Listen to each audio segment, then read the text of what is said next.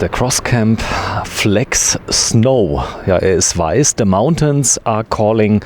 Steht zumindest mal an der Seite schon mal drauf. Er ist hinten schwarz getönt, hat Keyless Entry, das heißt, ich brauche keinen Schlüssel mehr, hat ganz tolle Leichtmetallfelgen und sieht richtig schick aus.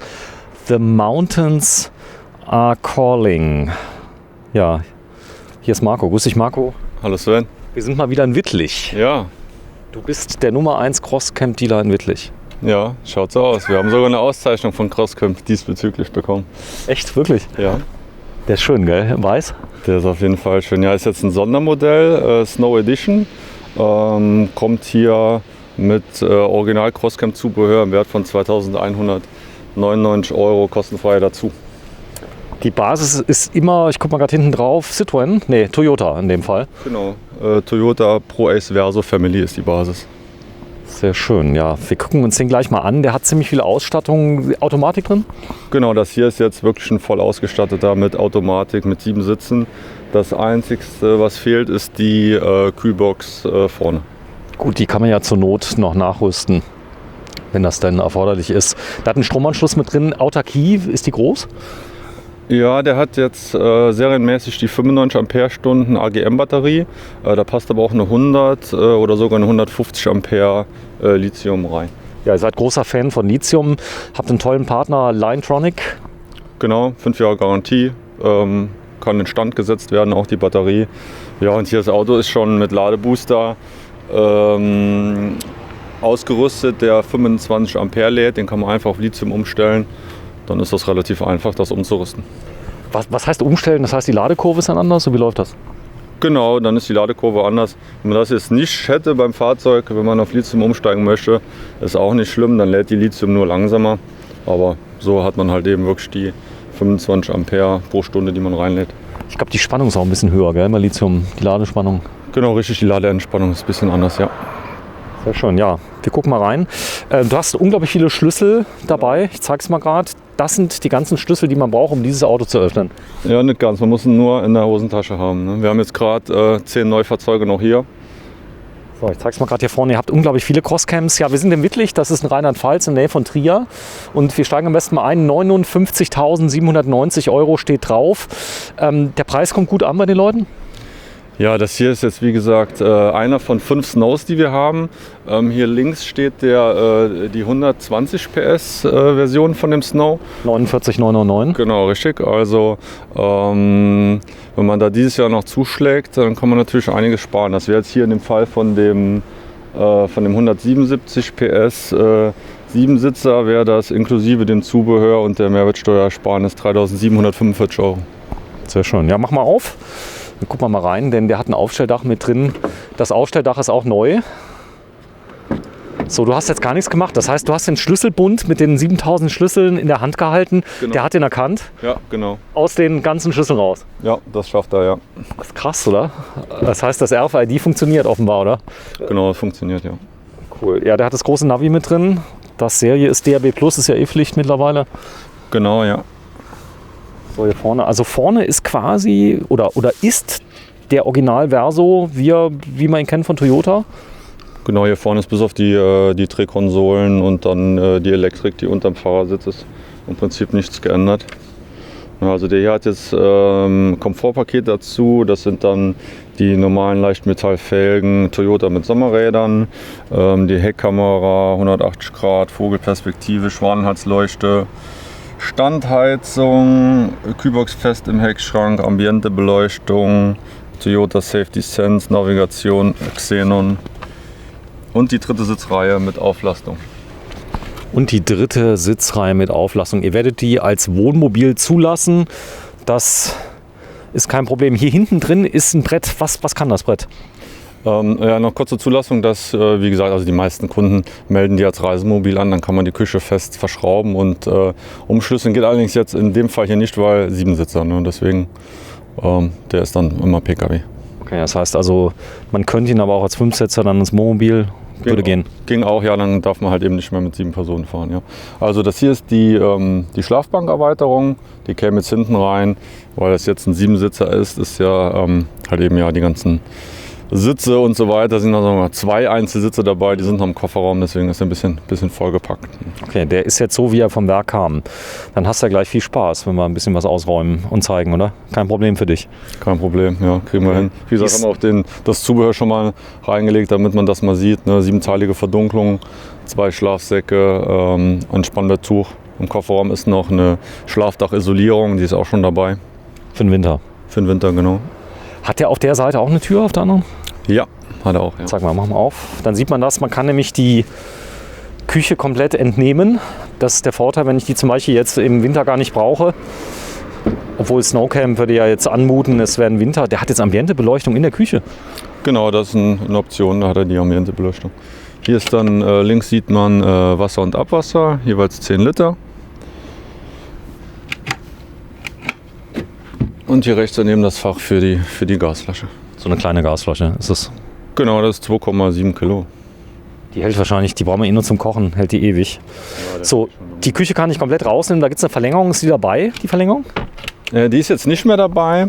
Die kann man dann optional kaufen. Das ist jetzt so ein Set mit einem einteiligen Fuß, der so schnell auseinanderklappbar ist und dann halt eben ein Verlängerungskabel noch, um es draußen hinzustellen. Jetzt ist hier links noch was dabei, was ist das? Genau, das ist 7-teilige Verdunklung für alle Scheiben. Sag mal. Also nur mal so zum Gucken, da vorne ist ja so ein Bild. Ah, okay, das heißt, da ist die Innenraumverkleidung mit drin. Die ist jetzt magnetisch, wie läuft das?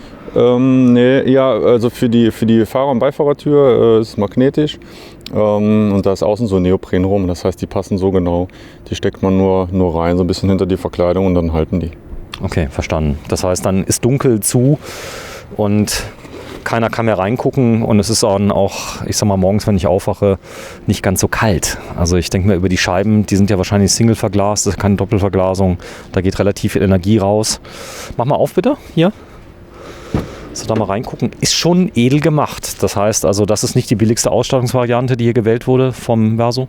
Genau, wie gesagt, Pro Ace Verso Family ist das. Family. So, Lederlenkrad ist mit drin. Toyota Start-Stopp-System hier vorne. Ein Diesel? Genau, Diesel 2 Liter, 177 PS. Der geht? Der fährt ordentlich, also der hat ordentlich Fahrleistung. Verbrauch ist auch echt gut, ist sogar je nachdem so im Alltag eigentlich sogar weniger wie der 150 PS Schalter. Man merkt auch den Verbrauch jetzt durch die Zuladung wahrscheinlich ein bisschen, also wenn die Einbauten drin bleiben. Ansonsten, ich kann so gut wie alles ausbauen bis aufs Dach, nehme ich an. Das bleibt ja drauf. Genau, das muss drauf bleiben, ja. Ja, man kann halt eben wirklich die Küche rausräumen, alle Sitze rausräumen, auch als Transporter nutzen. Unten ist AdBlue, hier unten? Genau, hier ist AdBlue, ja, können wir auch mal reinschauen. So, das heißt, der entspricht den neuesten Normen. Eine Webasto-Standheizung ist mit drin, also die haben da wirklich an nichts gespart. Die Klima-Luftverteilung ist auch regelbar nach hinten. Genau, die hat hinten auch nochmal eine Steuerung. Die ist hier mit drin. Hier kann ich also einmal die Bordbatterie zu- und abschalten. Ich kann es natürlich an Landstrom hängen. Das heißt, wenn ich jetzt etwas länger unterwegs bin, habe ich auch 230 Volt innen. Genau. So, wir gehen mal kurz rein, dann zeigen wir mal gerade, was hier oben drauf ist. Denn hier ist übrigens Landstrom. Kurz mal zeigen. Ja. Auch der Anschluss wurde jetzt ein bisschen verbessert. Der wackelt nicht mehr so. Das war früher so, dass man, wenn man dagegen kam und der Stecker war drin, hat man direkt eine Beule drin gehabt. Das war nicht so schön. Ja, es wurde viel verändert. Rückfahrkamera ist ja mit drin, 360 Grad von oben oder wie läuft das? Ja, das ist dann so eine virtuelle Ansicht. Wenn man nah ranfährt, dann sieht man die von oben. So, jetzt hat der wahrscheinlich auch die Scheibe getrennt. Ja. Genau, Scheibe kann man auch aufmachen. Dann hat der Crosscamp halt eben auch schon immer serienmäßig die Kehlerleisten links, rechts, falls man ein Sonnensegel einziehen möchte oder eine Markise montieren möchte. Einparkhilfe hat er schon Serie, Ersatzrad ist auch immer dabei. Also hier ist man wirklich gut ausgestattet schon in der Serie. Jetzt ist unten blockiert, das heißt, ich kriege jetzt nicht auf, oder? Genau, jetzt kriegt man nicht auf, jetzt muss man erst die Scheibe wieder schließen. Dann machen wir unten auf. Dann geht nicht. Ja, so jetzt geht nicht, genau. Das wäre auch ein Fehler, ne? Wenn man mal die Zentralverriegelung funktioniert mal nicht, dann ist meistens... Ja, wäre blöd, da wird das Dach schon beschädigt. So, und jetzt kriege ich alles auf. So, und da sind die 2 Sitze mit drin. Genau, das heißt, die 2 Einzelsitze, genau. Die kann man ja nicht alle verbauen. Normalerweise kann man ja auch zu 8 fahren mit dem Fahrzeug. Das geht nicht wie in der Küche. Deswegen halt nur zu 7. Oder man kann halt eben auch die Einzelsitze hintereinander stellen, Fahrrad noch daneben. Da ist man wirklich sehr flexibel. Du bist zufrieden mit der Verarbeitung von dem Auto? Sehr zufrieden, ja. Also das Einzige, was man immer mal machen muss, ist einmal im Jahr halt eben zum Händler die Crosscamp Inspektion machen, dass das Dach mal alles nachgecheckt wird, eingestellt wird. Das mit der Schlafcouch habe ich jetzt nicht verstanden. Das heißt, die bleibt immer auf der zweiten Rücksitzbank montiert, oder wie? Bitte? Die Schlafcouch, die bleibt immer auf der zweiten Rücksitzbank montiert dann. Das heißt, die Erweiterung, die bleibt so? Ne, die macht man natürlich hinten rein, ne, und dann zum Campen. Geht aber nur, wenn ich jetzt die Sitze raushole, gell? Hinten. Genau, also das hier ist ja die Schlafbank, die muss drin sein, weil die kann man umklappen, also umlegen zum Schlafen. Ja, mach mal. Du hast es vermutet. Die Leute, die Leute wollen das sehen. Was ist das? Die Schlafdachisolierung. Ja, die brauchen wir nicht zu gucken. Ja, Aber nur gerade man sieht und ja. Die Fenstertasche, ne, die ist auch noch dabei. Die Fenstertasche ist auch dabei. So, viel Spaß. Zeig mal. Du bist übrigens was von Beruf nochmal? Kfz-Mechatronik. Ja, sehr schön. Also kennst dich aus. Volkswagen, Audi, ja. Sehr schön. Gerade eine Sekunde, dann.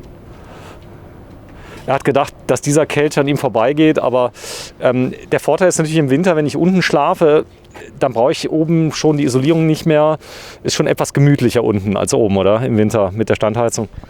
Ja, genau, also wenn es richtig kalt ist, dann man muss die Hitze ja, also die Wärme auch nach oben kriegen.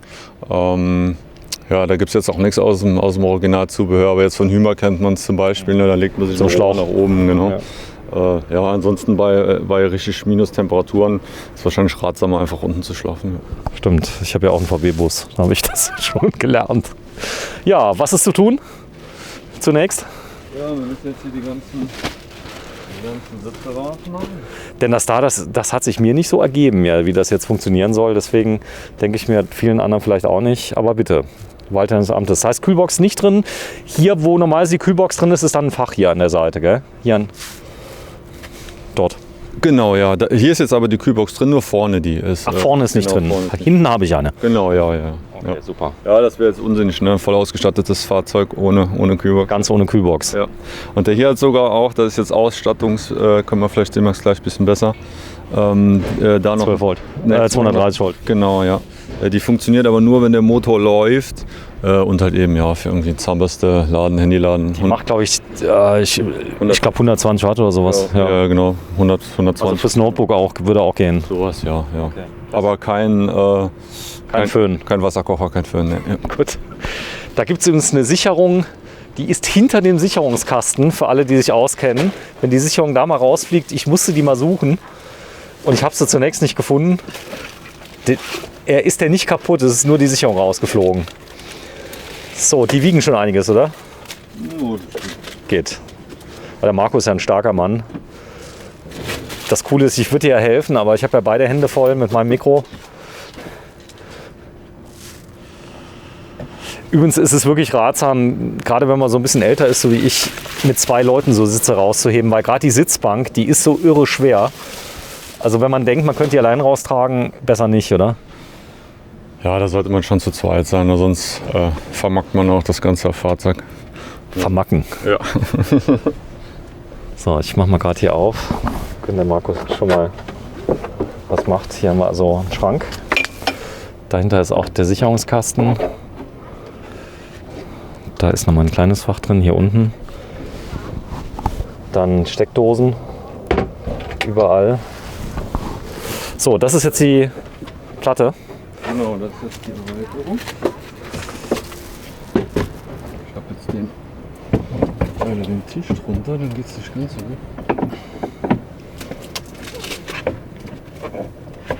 gut. Ist wahrscheinlich einen Ticken weiter nach vorne, oder geht's? Geht.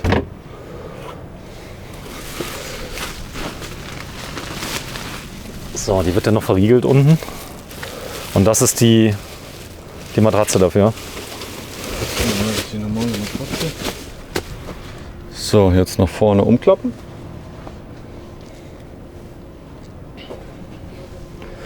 So, ich folge mal gerade dem Marco.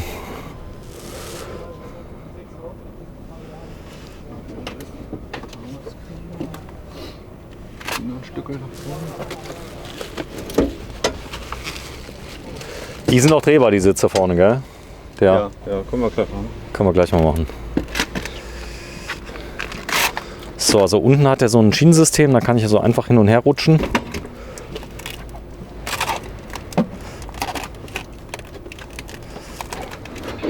Das meinte ich mit, du glaubst gar nicht, ich würde dir wirklich gerne helfen. Ist nur, du schaffst das?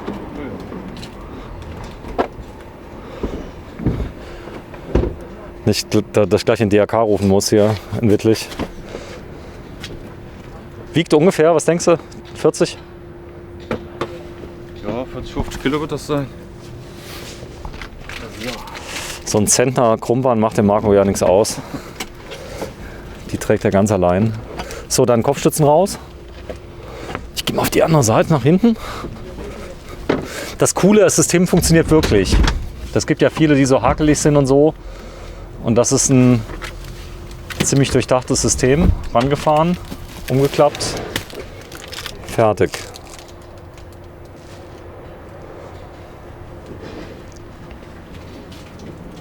Ja, ich denke, wir brauchen jetzt die jetzt nicht auszuklappen, aber die Matratze, die würde jetzt auch vorne rüber gehen oder ist die jetzt nur hinten abgedeckt? Ja, die serienmäßige nicht. Dazu müsste man die Komfortschlafauflage nehmen. Gut, also die ist jetzt so, wie sie ist. Ansonsten kaufe ich mir noch einen Topper oder sowas. Geht auch. Genau, ja. Genau, man kann auch eben die günstige Variante nehmen aus dem Ikea oder sonst was. Ne? Du bist schon ein bisschen außer Atem, Ja, oder? etwas, ja. So, und da ist dann die Auflage. Die ist unten drunter noch nicht verriegelt, gell? Genau, die war jetzt nicht verriegelt. So, da ist der Tisch drin. Genau, hier ist der Tisch drin, ja. So, und der Tisch, der kann also einmal eingehangen werden vorne und kann, glaube ich, nach draußen auch noch, gell? Ja, genau, also hier die Küche beim Crosscam ist dazu geeignet, um den Tisch an beiden Seiten festzumachen. Also kann man halt eben, wenn die Küche draußen steht, sich das beliebig erweitern, also die Arbeitsfläche. Warte, ich guck mal gerade, da ist nämlich hier vorne ist noch so ein... Ah, ich sehe es. Da vorne ist so eine Schiene, da kann die dann ran. Genau, das sind aber hier die Schienen. Da gibt es auch diverse andere Sachen wie Haken, das Musischen, noch was noch ein Küchentuch, sowas dranhängen kann. Interessant sind ja auch die zwei Türen. Also das ist ja auch nicht normal. Bei Volkswagen sind die extra zu bestellen, beide Türen. Hier sind sie immer, glaube ich, dabei, oder? Genau, hier sind sie mittlerweile serienmäßig. Auch in diesem Jahr jetzt großes Radio. Sitzheizung ist auch immer drin. Jeder hat jetzt zusätzlich noch Navigation. So, ich komme mal kurz auf die Beifahrerseite. Du gehst mal bitte auf die Fahrerseite. Mach's mal an. Denn ich würde gern mal die Rückfahrkamera sehen, Ja. wenn die mal kurz mal zeigst. So, Automatik sieht übrigens so aus bei dem Auto. Kleines Wellrad. Oh ja, der klingt satt. Kommt das Head-Up-Display raus. Head-Up-Display, wie cool. Ja, wie da gesagt, vorne. hat Safety Sense. Safety Sense heißt? Das heißt, er hat dann die kompletten Fahrassistenzsysteme. Spurhalter auch? Spurhalter auch, ja. Aktiv. Nee. Also der tut nur beim Verlassen der Spur dann. Vibriert oder? Nee, schon entgegenfahren, aber der ist jetzt kein Trail Assist. Ach so, ist aber so, dass er gegenlenkt. wenn Genau, wir jetzt- ja. ja. dann- Auch ein Multifunktionslenkrad drin. Genau, das ist auch, ne? Ist Serie. Leder und Lederschaltknopf hat er jetzt in dem Fall nicht, weil Automatik. Das Lederlenkrad ist schon mal ganz praktisch, weil das gibt es tatsächlich auch in Plastik. Ja, aber hier beim Toyota immer Serie. Also Safety Sense heißt Präkollisionssystem inklusive Fußgängererkennung, Spurhalteassistent, Fernlichtassistent, Verkehrszeichenerkennung. Aber wenn man so lieb ist, ACC. mir, dass da mal gerade in die Kamera hältst, weil wir Ja. drehen ja mittlerweile in 4K, können die Leute schon mal nachlesen. Also das ist die Ausstattung und das sind denn die Extras. Vogelperspektive heißt was jetzt? Wir machen jetzt mal den Rückwärtsgang rein, dann sehen wir ja mal. Ah, jetzt hinten offen, gell? Dann geht's nicht. genau. So, und auch sämtliche Türen sind offen, das gefällt ihm auch nicht. Nee, ich mach mal. Weißt du, wir machen die mal alle zu. Dann komme ich mal rein. So, legen wir gerade die 10.000 Schlüssel weg. So, machen wir auch noch zu. Ich gehe auch mal kurz rein. Ah ja, jetzt geht's. Genau, jetzt können wir ja auch mal wirklich rückwärts fahren, da zu dem Sitz quasi. Genau, wenn du mal gerade diesen Aufkleber wegnimmst, diesen kleinen, weißen. Oder so. Na, da sieht man jetzt schon, hier rechts sieht man schon. Ah, der baut schon auf. Genau. Da steht was, gell? Und wenn du jetzt vorfährst, dann wird es genauso aufgebaut. Ne, vorne hat er keinen, ja. So, wieder weg. So. Doch, siehst du? Zack. Ah, ist so, vorne hat er nichts. Außer halt eben auch Einparkhilfen. Ist ultra leise. Also es ist, glaube ich, auch hier bei dem Crosscamp was Besonderes. Also der VW ist viel lauter. Dämmung und so weiter wie ein PKW. Richtig? Genau, ist wie ein PKW. Also kein Malerauto, sagen wir immer so gerne. Ich habe einen T6, also der ist schon einen Ticken lauter, also gerade mit dem Hochdach. Ich hatte vorher auch ein Crosscamp, nicht als Crosscamp, sondern als Pössl, wie hieß der? Pössl irgendwas? Der war dann schon ein bisschen lauter. Campstar. Ist der Bau ähnlich? Der ist bauähnlich, ja. Wird auch im selben Jahr gebaut. Der hier hat jetzt noch... Ja, hier gibt es jetzt bald, zum Beispiel gibt es so ein paar kleine Upgrades noch in 21. Dann wird es quasi noch mal ein bisschen besser gedämmt. Also das soll noch ein bisschen leiser werden. Sehr cool. So, du weißt, was jetzt kommt? Nein? Das Dach öffnen. Ich hab gedacht, Sitze drehen. Sitze drehen, Sitze drehen können wir auch noch machen. Warte mal. So, ich gehe auch mal raus. Drehen wir zuerst mal die Sitze. Ist das schwer? Lenkrad muss man mal schauen, ne? Das ist Ganz rein. Ganz drin ist ganz oben.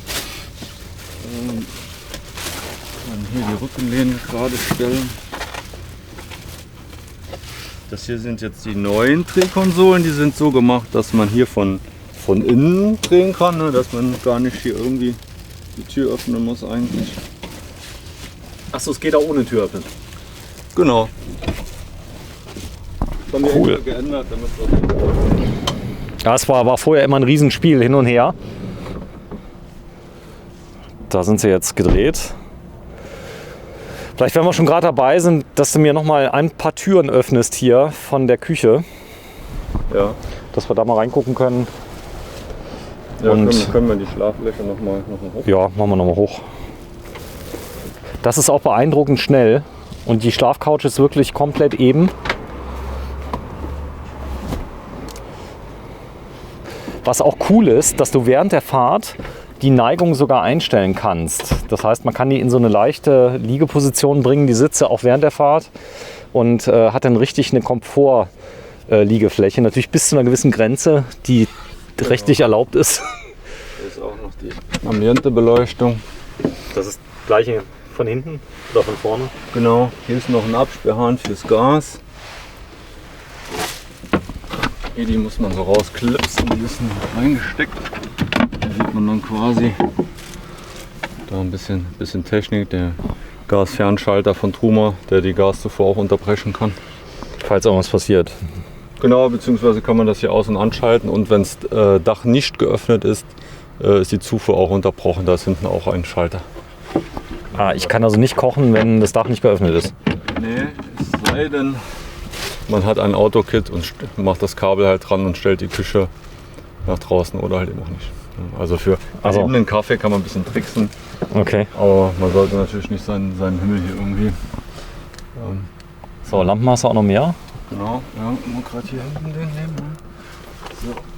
Ah, du hast einen zentralen Lichtschalter hier, gell? Der ist hier direkt am Eingang. Damit kann man das Licht dann einschalten. An der richtigen Stelle. Hier oben drüber sind Lampen, die kann ich auch verschieben. Ist das System, was wir eben gesehen haben, wo du das Zubehör nachrüsten kannst? Genau, das ist die Dometic Stromschiene und hier gibt es dann noch USB oder Leselampen, sowas. So, da ist die Standheizung von Webasto. Die läuft während der Fahrt, die ist recht sparsam. Die wird auch in LKWs überall verbaut, sehr bekannt. Oh, Marco dreht mal gerade den zweiten Sitz. In den Sitzen ist übrigens wie im Flugzeug noch so eine Auflage mit drin, damit die Kinder von hinten schön ihre Tablets drauf ableben können.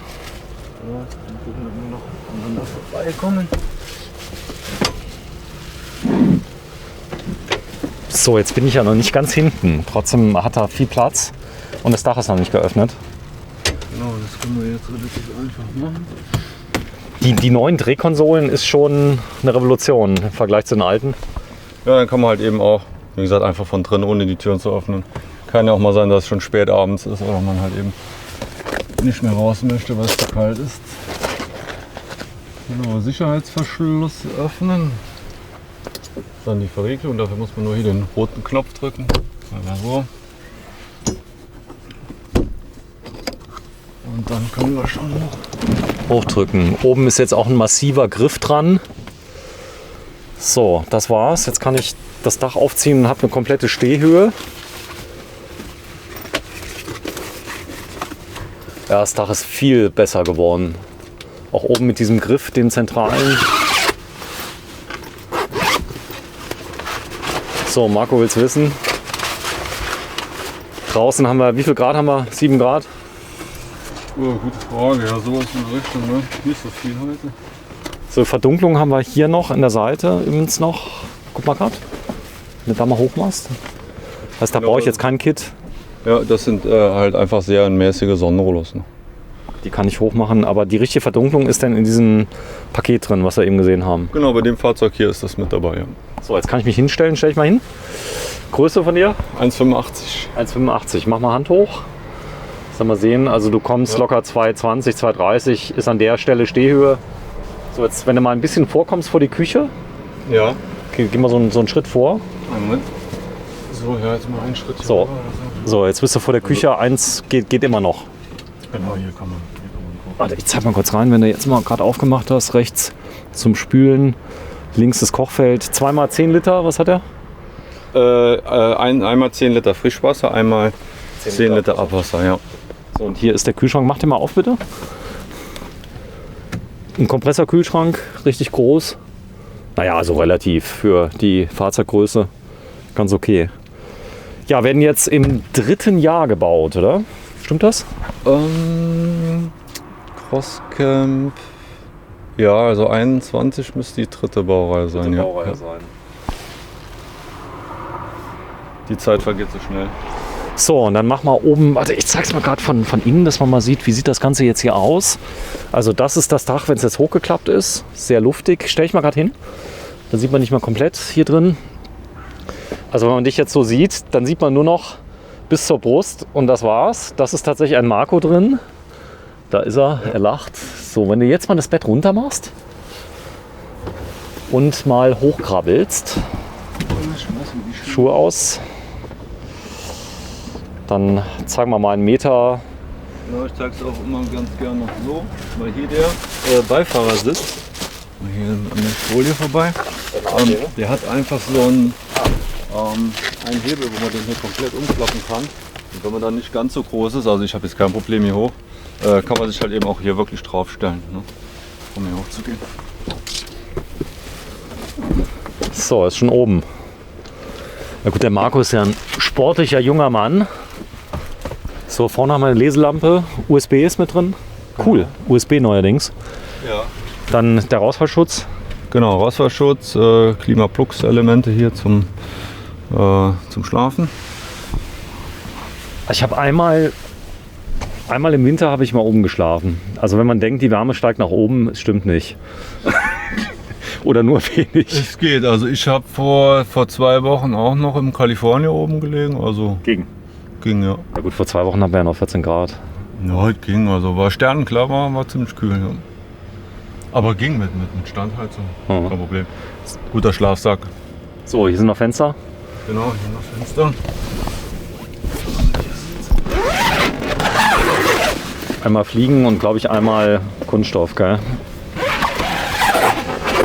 Ja, hier ist so hatte ich es in Erinnerung. Und da ist übrigens noch das Patch dabei, falls Genau. mal was schief geht. Reparatursatz. richtig. Hier ist nochmal Licht und nochmal USB. Das gab es am Anfang auch nicht. Bitte? Das gab es am Anfang auch nicht. Mit dem USB, der zusätzlichen Sicherung, die mit drin ist. Genau. So, wenn ich mal reinlegst gerade mal, wegen der Größe. Ja, ich mache hier gerade mal Ja. auf. Oh. Ach so, man kann es komplett aufmachen. Die Frontöffnung, ja. Als Cabrio quasi. Genau, Cabrio.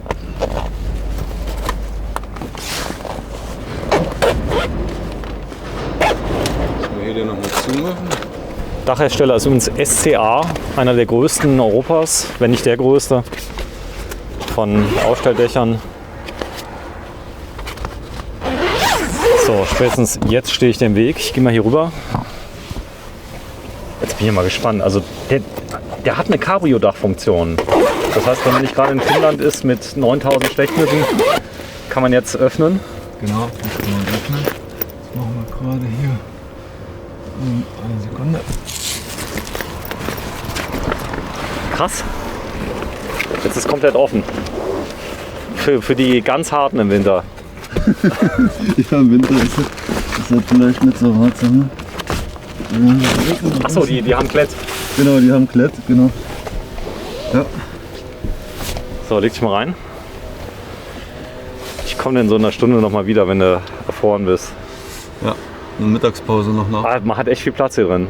Auf jeden Fall, ja. Und auch sehr komfortabel. So, ich gehe mal raus, dann winke ich dir mal von draußen, dass man mal sieht, was wir gerade gemacht haben. Denn das sieht man eigentlich, schließt sich eigentlich erst so richtig von draußen. Denn der Marco hat jetzt geöffnet. Wink mal. Da ist er. Servus. Ich zeig's mal von der Seite. Und dann kann es komplett öffnen und hat jetzt ein Cabrio-Dach. Das macht natürlich mehr Sinn im Sommer, oder? Genau, wenn man mal irgendwo an der Klippe steht oder nachts mal Sterne gucken möchte. Ne? Natürlich klasse, da hat man absolutes Freiluftfeeling. Super. So, dann kommen wir runter, ziehen wir Schuhe an, machen wir Abmoderation. Da steht er. Wir sind bei Trendfahrzeuge in Wittlich, der Crosscamp Flex Snow Edition, gell? Genau. Und die sind schon drauf, die Aufkleber? Ne, die machen wir noch drauf. Und die sind schön, oder? Ja, das ist, also kann man jetzt auch sagen, man möchte ihn nicht haben, ne, weil das ist jetzt der einzigste, den wir fertig gebaut haben. Wir haben 5 Fahrzeuge, 120. The Mountains are calling. 250, den 177 PS normal und dann noch eine hier als 7-Sitzer. Ja, es gefällt mir gut. Hier die Schiene. Genau, noch der Boden, ne, auch definitiv erwähnenswert. Ist ein Sandwich-Fußboden, auch aus dem Wintercampingbereich. Der ist noch richtig gedämmt. Also das Auto ist gut gedämmt. Auf jeden Fall, ja. Also das ist gedämmt und das STA-Dach hat auch eine Dämmung mit verbaut. Oben am Dach. Genau, ja. So, Isofix an den äußeren Sitzen. Gibt ja nur 2, weil die Küche ja drin ist. Also beide Sitze haben Isofix mit drin und hinten habe ich dann nochmal eine Sitzbank und nochmal 2 Sitze. Also insgesamt 7 Sitze hat er. Genau. Super. Marco, sag nochmal genau, wie er heißt. Crosscamp Flex Snow Edition. 221. 221, ja, also Basisfahrzeug auf jeden Fall. So, und hier steht er. Da sind die Daten nochmal und hier vorne haben wir die nochmal komplett. UVP wäre jetzt in dem Fall 63.242. Genau, wenn du so lieb ist, das mal rausnimmst, da filme ich es gerade mal ab, weil man kann es kaum sehen durch die Scheibe hier, das Schild. Für die Leute. Das ist das Prospekt, das gibt es aber bei euch. So, Crosscamp Flex 221 Snow Edition, 8-fach bereift, heißt Winterreifen auch dabei. Genau, Winterreifen, die sind ja jetzt drauf, ne, mit den Crosscamp-Felgen. Dabei sind dann noch die Toyota Alu-Felgen mit Sommerrädern. Hier noch kurz das Datenblatt, dann haben wir auch alles. Länge 4,95. Warte, ich filme es mal gerade ab. Haben wir das auch schon mit drin. Also 4,95 Länge und die Höhe, ganz wichtig, 1,99 Meter. Stimmt das denn auch, wenn ich beim 2 Meter Parkhaus drin bin? Nicht, dass er 2,1 Meter ist. Selbst wenn man die Markise montiert, also Crosscamp hat da mit Thule zusammen einen Halter entwickelt, selbst dann ist nur 1 Zentimeter mehr. Also genau 2 Meter. Genau. Da hat man aber schon Angst manchmal, wenn es genau 2 Meter sind. Ja, da sollte man aufpassen, weil es kann auch mal eine Lampe tief hängen oder ein Ton nicht richtig auf sein. Also da Vorsicht walten lassen. So, am besten die Frau vorgehen lassen. Oder den Mann. Ja. Wo ich das erste Mal tatsächlich mit so einem Fahrzeug, da habe ich wirklich Scheibe runtergemacht und mal den Kopf rausgehalten. Kriegt man voll Bammel. Also ich war auch mal 1,90. In Spanien hast du das öfter mal. Und da hatte ich ein Fahrzeug, das war 1,90 und da hatten wir hatten voll lauter Angst. So ein amerikanischer SUV war es. Und da sind wir reingefahren, der war auch breit und hoch, er ging genau rein. Ja, der Crosscamp. Vielen Dank fürs Filmen, Marco Dietzen. Richtig? Von Trendfahrzeuge aus Wittlich. Tschüss. Ciao. Voll